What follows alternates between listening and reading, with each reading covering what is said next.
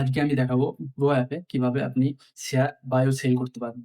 তো এবং ডেলিভারি আর ইন্ট্রাডে এই দুটোর মধ্যে পার্থক্য কি এটাও দেখবো।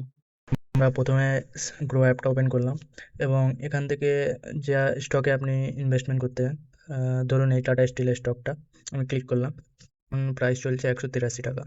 তো আমি যদি বাই করতে যাই, বাই ক্লিক করলাম এবং এখানে উপরের দিকে দেখুন দুটো অপশান আছে, একটা ডেলিভারি আর একটা হচ্ছে ইন্ট্রাডে। ডেলিভারি হচ্ছে কি, যে আপনি ডেলিভারি অপশানে যদি ক্লিক করে শেয়ার কেনেন, তার মানে হচ্ছে আপনি এটাকে যতদিন ইচ্ছা হোল্ড করে রাখতে পারবেন। চাইলে ১ বছর, চাইলে ১ মাস, আপনার যতদিন ইচ্ছা হোল্ড করে রাখতে পারেন। এবং ইন্ট্রাডে কি?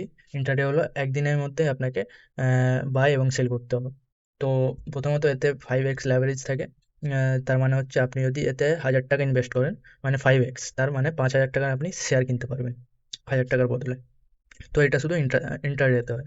আর ডেলিভারিতে কোনো লেভারেজ থাকে না। তো ইন্ট্রাডেতে করলে আপনাকে ৩:৩০টার আগেই আপনাকে সেল করতে হবে।